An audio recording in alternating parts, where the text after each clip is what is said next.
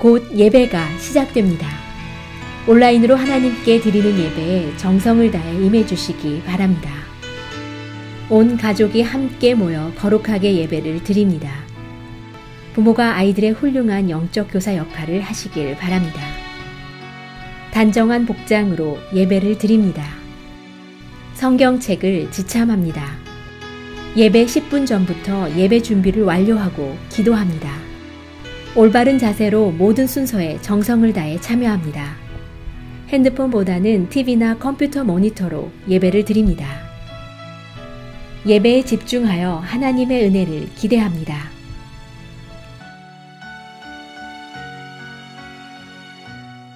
주 하나님 독생자 예수 날 위하여 오시었네. 내 모든 죄 다 사하시고 죽음에서 부활하신 나의 구세주 살아계신 주 나의 참된 소망 걱정 근심 전혀 없네. 사랑의 주의 갈 길 인도하니 내 모든 삶의 기쁨 늘 충만하네. 주 안에서 거듭난 생명, 주 안에서 거듭난 생명 도우시는 주의 사랑 참 기쁨과 확신 가지고 예수님의 도우심을 믿으며 살리. 살아계신 주 나의 참된 소망 걱정 근심 전혀 없네. 사랑의 주의 갈 길 인도하니 내 모든 삶의 기쁨 늘 충만하네. 살아계신 주 나의 참된 소망 걱정 근심 전혀 없네. 사랑의 주의 갈 길 인도하니 내 모든 삶의 기쁨 우리 한 번 더 고백합시다. 살아계신 주, 살아계신 주 나의 참된 소망 걱정 근심 전혀 없네. 사랑의 주의 갈 길 인도하니 내 모든 삶의 기쁨 늘 충만하네. 할렐루야. 살아계신 주님께 영광의 박수 드려랍니다. 아버지 감사합니다. 이 어려운 시기에도 온라인을 통하여서라도 사순절 새벽 기도를 드릴 수 있는 은혜를 허락하여 주심에 감사드립니다. 혹 내가 하늘을 닫고 비를 내리지 아니하거나 혹 메뚜기들에게 토산을 먹게 하거나 혹 전염병이 내 백성 가운데 유행하게 할 때에 내 이름으로 일컫는 내 백성이 그들의 악한 길에서 떠나 스스로 낮추고 기도하여 내 얼굴을 찾으면 내가 하늘에서 듣고 그들의 죄를 사하고 그들의 땅을 고칠지라 말씀하신 주님, 전염병이란 이 문제 앞에 우리는 티끌만도 못한 존재임을 고백합니다.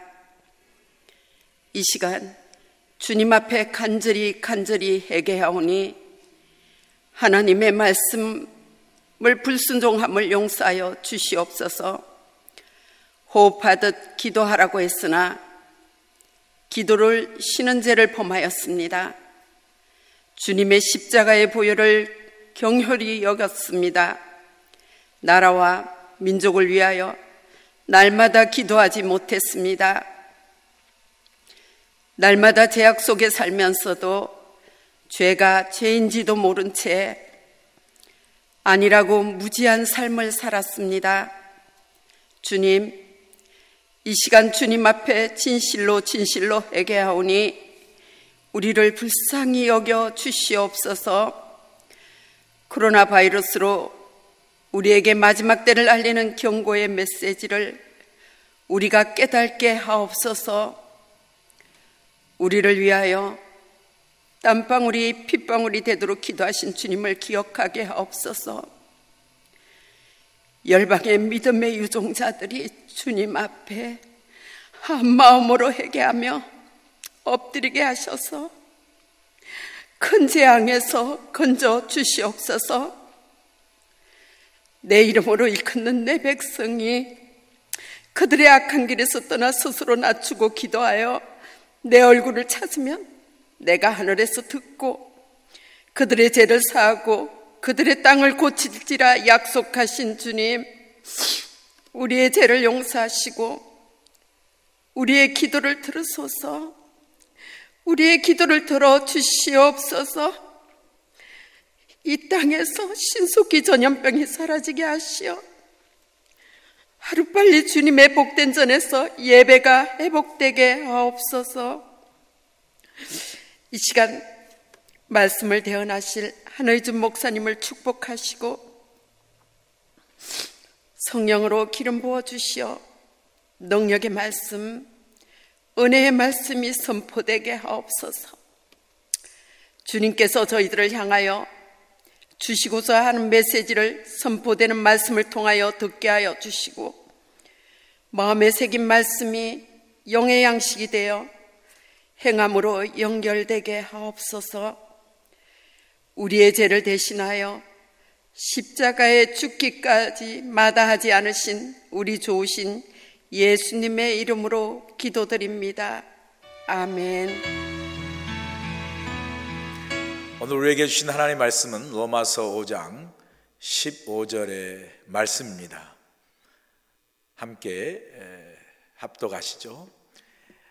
그러나 이 은사는 그 범죄와 같지 아니하니 곧 한 사람의 범죄를 인하여 많은 사람이 죽었은즉 더욱 하나님의 은혜와 또한 한 사람 예수 그리스도의 은혜로 말미암은 선물은 많은 사람에게 넘쳤느니라. 아멘. 내 인생이 마지막 한 달 남았을 때 우리가 우리의 인생을 채점한다면 우리의 인생은 몇 점의 인생이 될까요? 내 생의 마지막 한 달이 남았다면 모든 사람은 당연히 자신의 살아온 인생을 돌아볼 것입니다. 내 인생을 어떻게 살아왔는가? 무엇을 위하여 내 인생을 살았는가? 한 달밖에 남지 않은 인생을 돌아보면서 자신의 인생을 마치 저울에 달아보듯이 지금까지 살아온 내 인생이 주어진 목적대로, 내 인생이 주어진 용량과 무게대로 이 땅에서 그렇게 성실하게 살아왔는지를 저울에 재듯 자신의 인생을 돌아보고 평가할 것입니다. 인생을 재는 세 가지 저울이 있습니다. 하나는 내가 나를 재는 저울이죠. 내가 나를 저울로 평가하는 겁니다. 두 번째, 다른 사람이 나를 재는 저울입니다. 다른 사람이 나를 평가하는 저울이죠. 세 번째는 하나님이 나를 재는 저울입니다. 내 인생을 평가하시는 하나님의 저울이 있습니다. 우리 인생을 평가할 때 내가 나를 성찰하고 평가하는 것 중요합니다. 우리 인생이 홀로 사는 존재가 아니기 때문에 남이 나를 평가하는 인생도 아주 중요합니다. 그러나 가장 중요한 우리 인생의 평가의 저울은 바로 하나님이 나를 평가하시는 하나님의 저울입니다. 구약의 다니엘서에 보면 당시 세계 최고의 제국인 바벨론의 마지막 왕 벨사살 왕이 나옵니다.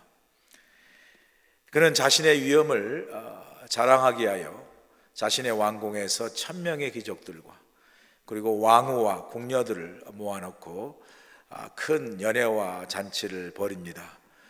그 연회와 잔치를 벌이는 가운데 예루살렘 성전인 하나님의 성전에서 사용한 성전 기명들을 가지고 술을 마시는 교만을 저지르는 것을 볼 수 있습니다. 이때 궁전의 벽에 갑자기 왕 앞에 손가락이 나타나 벽에 글자를 쓰지 않습니까? 그 글이 바로 이런 글이었습니다. 메네 메네 데겔 우바르신. 이게 도대체 무슨 뜻인가? 결국은 다니엘이 이 메네 메네 데겔 우바르신의 그 말을 해석하여 왕에게 해석해 줍니다. 메네라는 말은 수가 세워졌다, 수를 카운트했다라는 말이죠. 이 말 속에 다니엘은 하나님께서 벨사살 왕 그 인생을 하나님께서 이미 카운트하셨다, 그의 왕의 연수를 하나님께서 이미 세셨다. 하나님이 카운트하시고 세셨다는 말은 그의 인생이 이제 하나님 앞에 심판받고 평가받고 헤아림을 받는다는 것을 의미하는 거죠. 데겔이라는 말은 무게를 재다라는 뜻입니다. 다니엘은 그 데겔을 이렇게 해석합니다. 왕을 저울에 달아보니 왕이 부족함이 보였다. 벨사살의 인생을 하나님의 저울로 달아보니 그 벨사살 왕의 인생은 함량 미달이다라는 것을 다니엘은 왕에게 가르쳐 줍니다. 하나님은 우리를 셈하실 뿐만 아니라 우리의 인생을 저울에 달아보시는 분이죠. 그래서 우리가 늘 생각하기를, 우리 인생을 돌아볼 때 내 인생을 내가 평가하는 것도 중요하지만 하나님이 내 인생을 저울로 평가할 때 나는 과연 하나님이 정해진 그 삶의 무게와 용량대로 온전히 살고 있는가? 혹시 내 인생은 함량미달이 아닌가? 이 대결이라는 무게를 잰다라는 말은 하나님의 저울을 우리에게 늘 상기시켜주고 있죠. 그리고 우바르신, 우는 그리고라는 접속사고요. 바르신이란 말은 둘로 쪼개지다, 둘로 나누어지다라는 뜻이죠. 그 말은 이제 벨사살이 그 교만을 하늘에 찌르듯 그 자신의 왕위와 또 나라의 어떤 그 권세를 자랑하는 그 바벨론 제국을 하나님께서 망하게 하시고 둘로 쪼개 버리신다라고 말씀하는 거죠. 이 메네 하나님께서 세고 또 메네 세셨다는 거죠. 하나님이 인생을 세셨다는 거죠. 세고 또 세고 데겔, 그리고 그 인생을 하나님의 저울로 달아보셨고, 우 바르신, 우는 그리고 그 다음에 바르시는 뭐죠? 그 인생을 함량 미달이니 그 인생을 쪼개어 버리시고 나누어 버리시고 그 왕자와 왕위와 또 그 나라를 하나님께서 심판하여 쪼개셨다라는 것을 말씀하죠. 그 예언 그대로, 그 손가락이 예언한, 그리고 다니엘이 해석한 그대로 벨사살 왕은 그날 밤으로 죽임을 당하죠. 암살을 당하고 바벨론 제국은 바로 메대와 바사라는 두 나라 제국으로 의해서 돌로 쪼개지는, 망해서 쪼개지는 것을 우리가 볼 수 있습니다. 우리의 인생은 어떨까요? 오늘 벨사살 그 왕의 인생이 하나님의 저울에 달려 평가받은 것처럼 내 생의 마지막 한 달 남은 생애를 우리가 하나님의 저울로 평가한다면 내 인생은 어떤 평가를 받을 수 있을까요? 하나님이 우리의 인생을 매네 세고 또 세고 카운트하여 계산하고 또 세마시고 헤아리신다면, 대결, 그리고 하나님의 저울에 우리의 인생을 달아보신다면, 그러면 우리 인생은 어떤 평가를 받을까요? 만약 벨사살 왕의 인생처럼 우 바르신 and 그리고 바르신 그의 인생을 쪼개셨다, 나누어 버리셨다. 하나님의 저울에 함량 미달이었고 하나님의 인생을 헤아림 속에 카운트해 볼 때 그의 인생이 하나님 앞에 온전히 서지 못함을 보고 하나님이 바르신 쪼개버리는 인생이라면, 만약 우리 인생이 벨사살 왕처럼 하나님 앞에 온전하지 못하고 함량 미달이 되어서 바르신 둘로 쪼개진 인생처럼 실패한 인생이라면 이 얼마나 정말 두렵고 떨리는 그런 일입니까?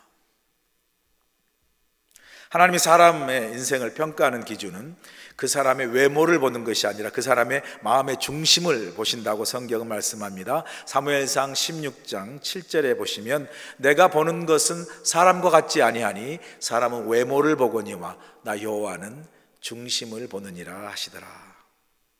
하나님 어떤 사람을 평가할 때 그 외적 조건이나 그 사람의 배경이나 환경을 보시지 아니하시고 그 사람이 하나님 앞에 어떤 사람인지 그 사람의 중심, 하나님 앞에 선 그 사람의 중심, 그 중심이 나누어지지 아니하고 변하지 아니하고 하나님 앞에 온전하게 성실한 사람으로 서 있는 그 사람을 하나님이 중심을 보신다, 찾는다고 말씀하시는 거죠.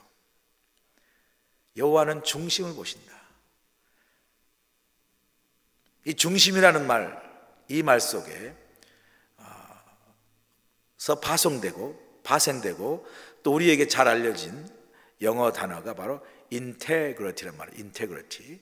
한국말로 번역하면 성실이란 말이에요. 성실. 이 성실이라는 영어 단어 integrity는 영어 또 다른 단어 인티저라는 말이 있는데, 이건 이제 수학을 좀 아신 분들은 이 인티저란 말은 이 정수라는 말이죠.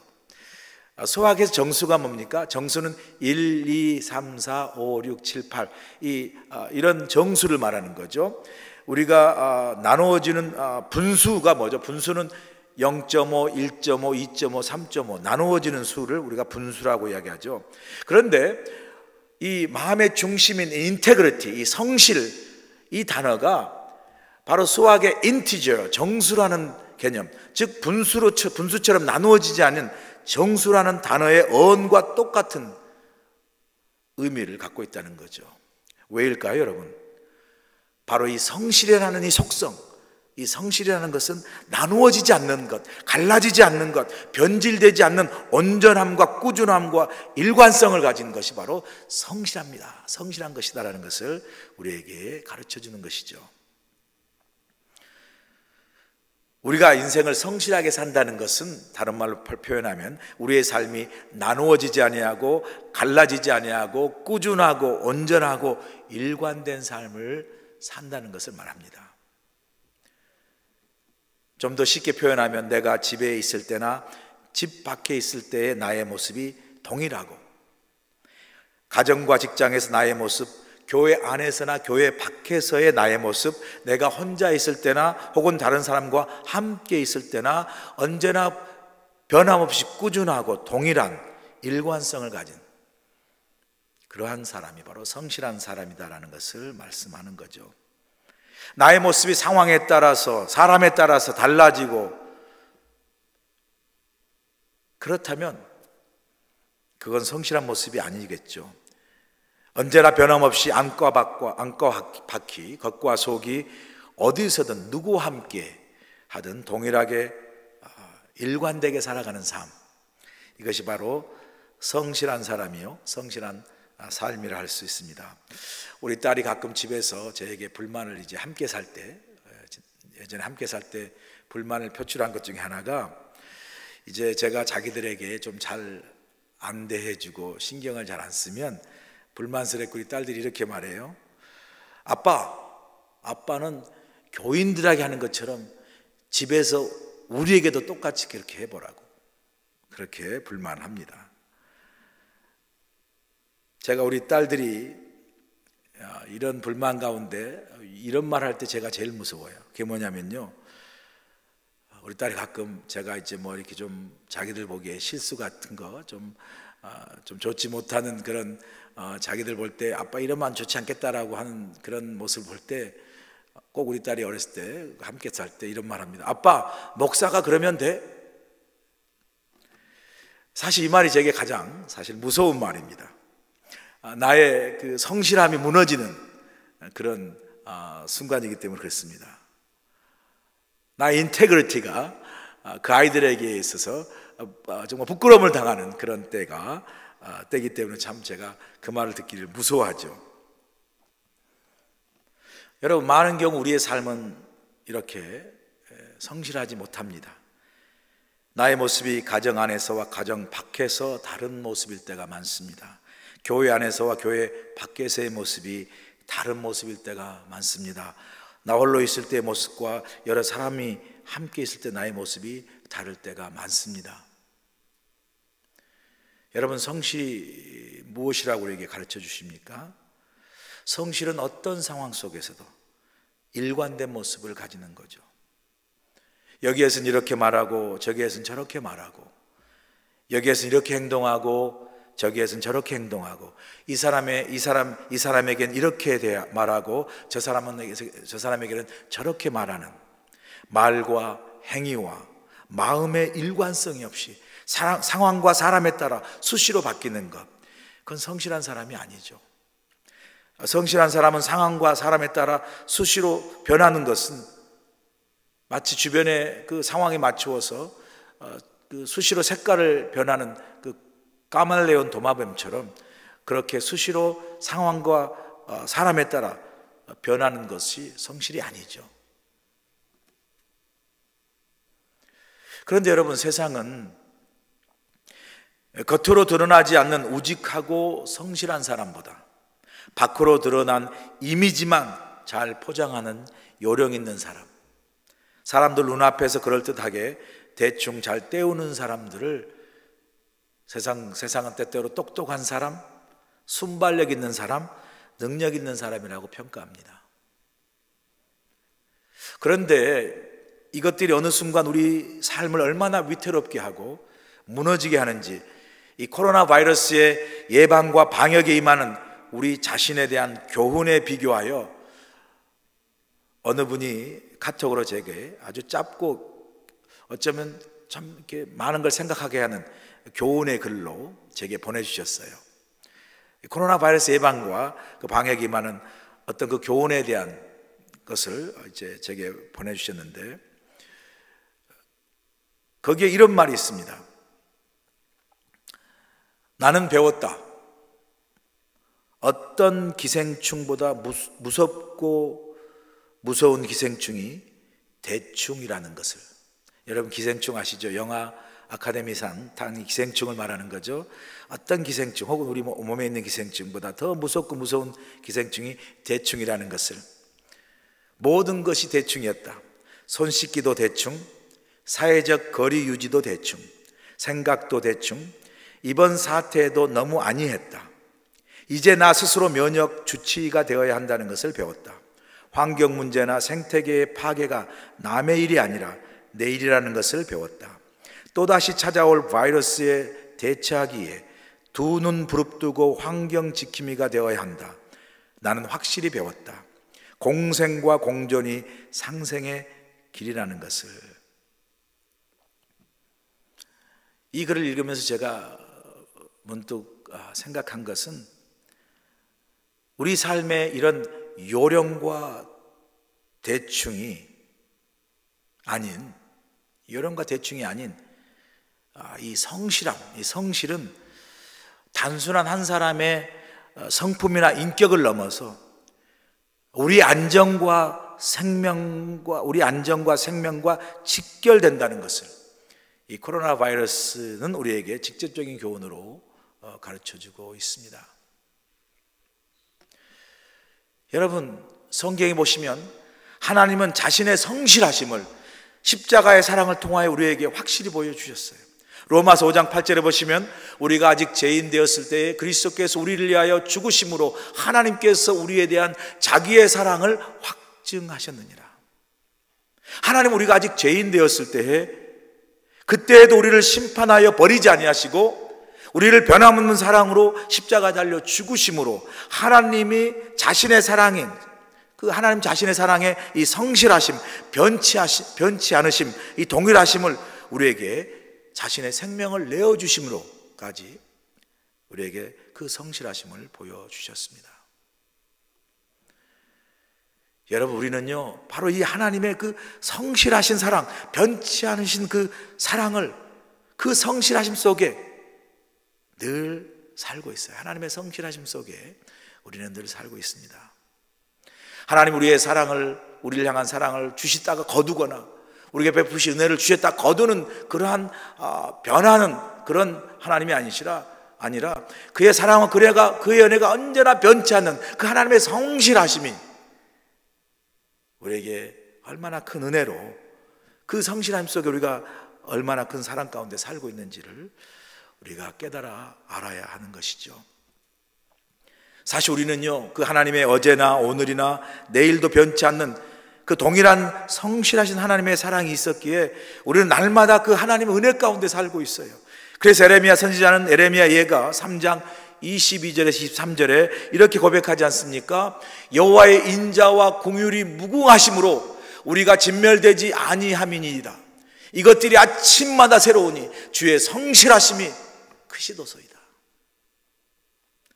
여러분, 우리는 매일매일 아침마다 주시는 하나님의 성실하심 속에, 그 하나님의 성실하심 속에 주시는 그 하나님의 인자와 긍휼에 힘입어서 우리가 진멸되지 않고 날마다 생명을 누리며 살아가는 것,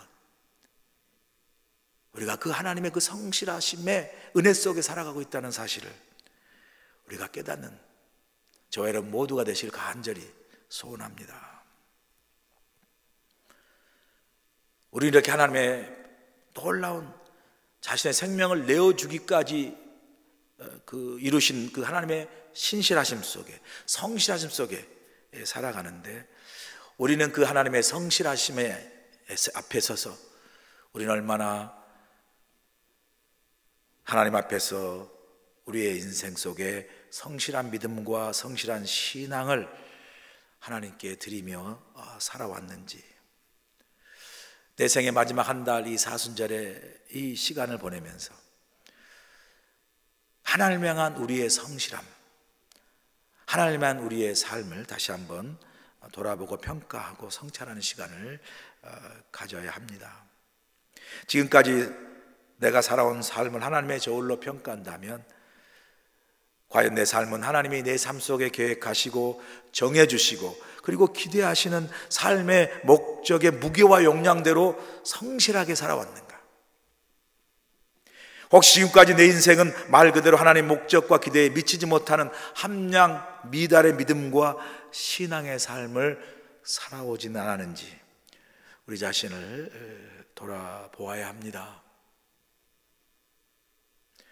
혹시 내가 지금까지 살아오면서 내 삶의 변화는 갈망하면서도 정작 내 삶은 진정한 변화를 이루지 못한 채 아쉬움과 후회만을 반복하며 살지는 않았는지, 진정한 변화의 회개로 나아가지 못하고 후회하는 자리만 맴돌면서 결국 똑같은 실수, 똑같은 변명, 똑같은 습관, 똑같은 죄, 똑같은 사람, 똑같은 삶만 반복하며 살고 있지는 않은지 우리 자신을 돌아보아야 합니다.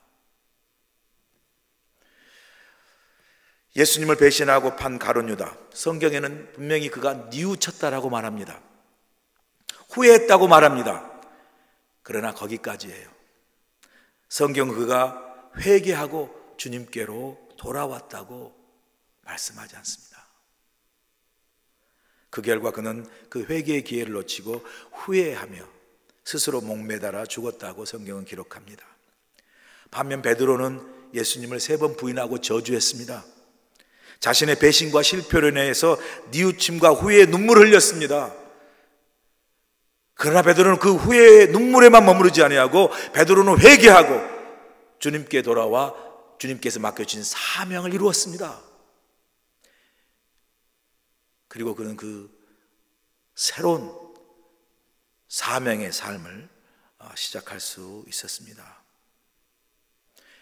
여러분, 후회와 회개의 차이가 뭐죠? 후회는 감정적인 뉘우침이죠. 내가 왜 그랬을까? 그러지 말 것을, 자신의 잘못된 실수와 판단이나 결과를 자책하고 후회하는 것을 말하죠.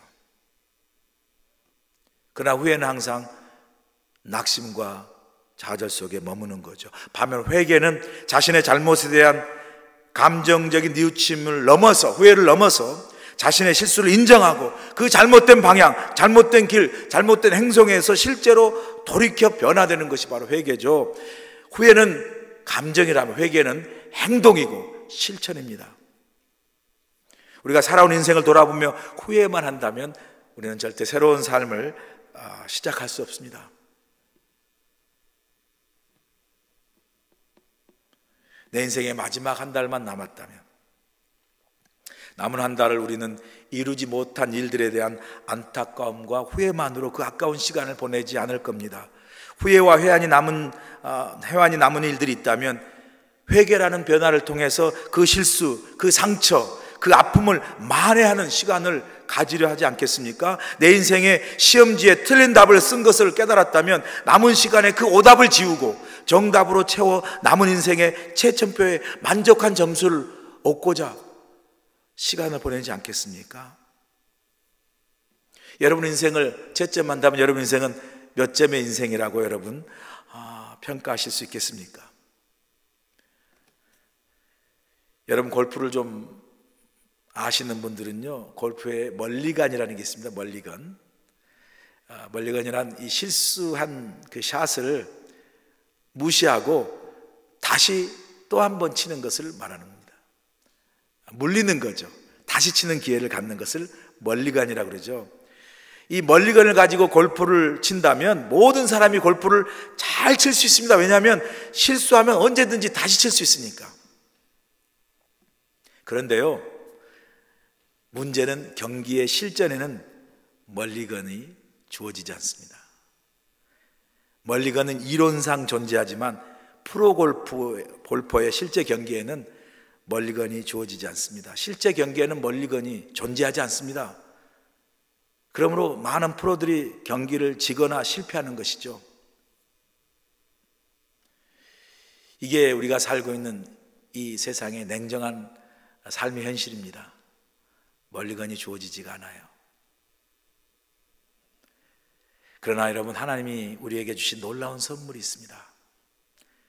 그것은 바로 하나님이 우리 주님의 십자가의 은혜와 사랑을 통해서 우리에게 인생의 멀리건을 주셨다는 거죠. 주님은 골프의 멀리건처럼 우리 인생에게 은혜로 멀리건을 주셔서 그 주님의 십자가로 우리의 모든 죄를 다 사해 주시고 은혜로 우리에게 인생을 선물로 주시고 또한 인생을 선물로 주셨을 뿐만 아니라 은혜로 주신 그 멀리건을 통해서 우리 인생의 실수와 실패와 또 좌절과 그 넘어짐에도 불구하고 우리 인생이 그 십자가 안에 은혜 안에서 그 사랑 안에서 늘 다시 새롭게 시작할 수 있는 인생의 멀리건을 하나님 은혜로 우리에게 주셨다는 거죠. 그래서 오늘 본문 로마서 5장 15절에 이렇게 말하지 않습니까? 그러나 이 은사는 그 범죄와 같지 아니하니 곧 한 사람의 범죄를 인하여 많은 사람이 죽었은즉 더욱 하나님의 은혜와 또한 한 사람 예수 그리스도의 은혜로 말미암은 선물은 많은 사람에게 넘쳤느니라 말씀하죠. 여기서 두 가지 은혜를 말씀하지 않습니까? 첫 번째 하나님의 은혜, 두 번째 예수 그리스도의 은혜. 그 은혜로 말미암아 우리에게 우리가 죄를 사함을 받고 구원을 선물로 받았다고 말씀합니다. 여러분, 바로 이것이 우리가 하나님의 은혜로 받은 새로운 삶의 기회죠. 죄 가운데 죽을 수밖에 없었던 우리가 이 하나님의 은혜와 예수 그리스도의 은혜로 말미암아 구원을 통하여 우리에게 새로운 삶의 기회를 받았죠. 그런데 이게 전적인 하나님의 은혜입니다. 이 하나님의 은혜와 예수 그리스도의 은혜를 통하여 우리는 새로운 존재, 하나님의 자녀가 되었고 새로운 삶, 이제는 믿는 그리스도인의 삶을 사는 그런 새로운 삶을, 인생을 선물로 받았습니다. 이 예수 그리스도의 십자가의 은혜와 사랑이 있기에 우리는 오늘 실패하고 오늘 넘어지고 오늘 실수하고 오늘 좌절한다 할지라도 주님 우리에게 십자가의 은혜와 사랑으로 우리의 모든 허물과 실수와 실패를 다 용서하시고 우리에게 끊임없이 새로운 인생을 시작할 수 있도록, 새로운 삶을 다시 시작할 수 있도록 인생의 멀리 가는 은혜로 우리에게 주셨습니다. 이 사순절은 바로 우리의 삶을 돌아보고 지금까지 내 삶의 그 부족함과 허물과 내 삶의 그 채점을 한다면 온전한 삶으로 서지 못한 우리의 삶을 다시 평가하고 새롭게 시작하는 그런 하나님의 은혜를 확인하고 또 그 은혜 속에 새로운 삶을 시작하는 바로 이 시간이 사순절, 우리가 보내는 사순절의 이 시간입니다. 우리가 구원을 통하여 선물로 받은 우리 인생을 우리는 지금 어떻게 살고 있는가?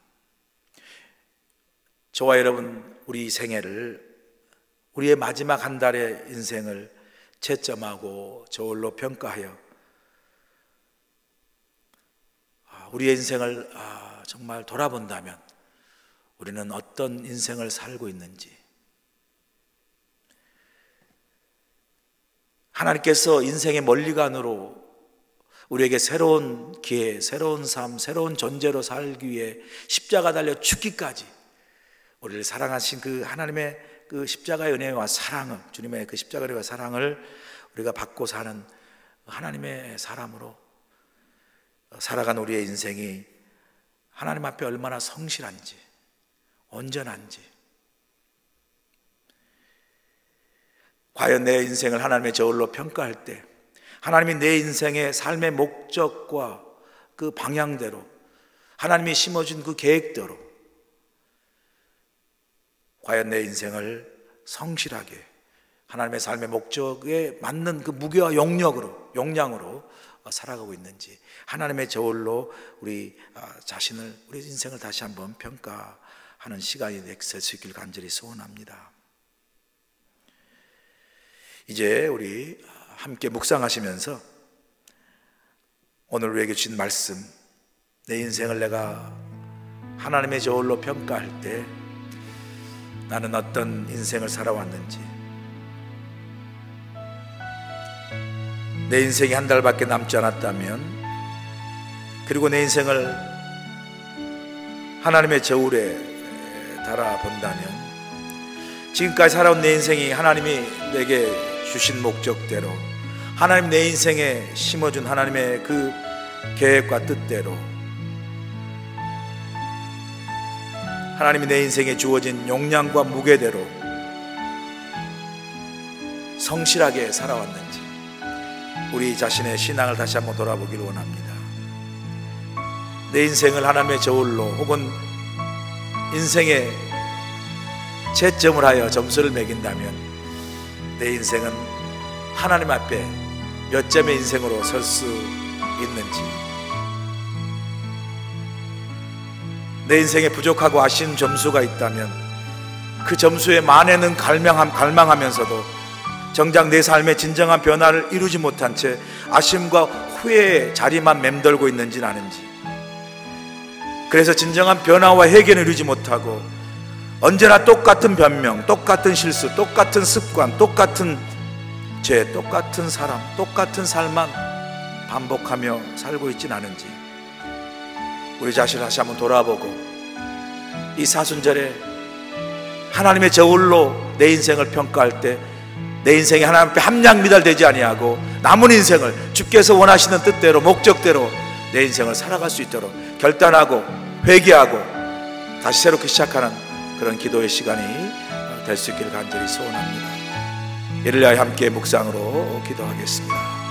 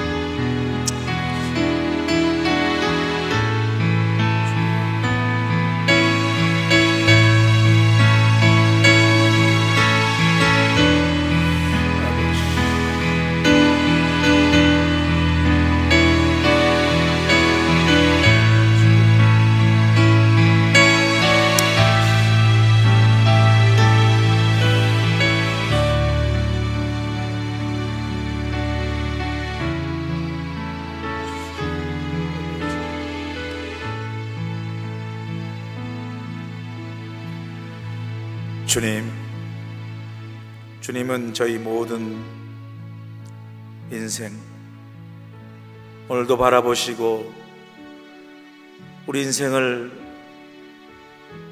세시고 또 세시고 우리의 인생을 하나님의 저울에 다루셔서 우리의 인생 하나님 앞에 온전히 평가받을 때 하나님의 목적과 하나님의 뜻대로 성실하게 산 인생을 우리를 통하여 받기를 기뻐하시는 줄로 믿습니다. 하나님, 내 인생을 하나님의 저울 앞에 달았을 때 혹이라도 내 인생이 하나님 보시기에 함량 미달의 인생이 아닌지 돌아보게 하시고 내 생애의 마지막 남은 한 달을 돌아보면 아쉽고 부족하고 후회스러운 일들이 너무 많아 변화를 원하고 갈망하면서도 여전히 후회하고 여전히 아쉬운 그 자리만 반복하여 맴도는 우리의 모습을 주여 용서하여 주시고 내 생의 마지막 남은 한 달 하나님, 내 인생을 다시 한번 하나님의 저울로 달아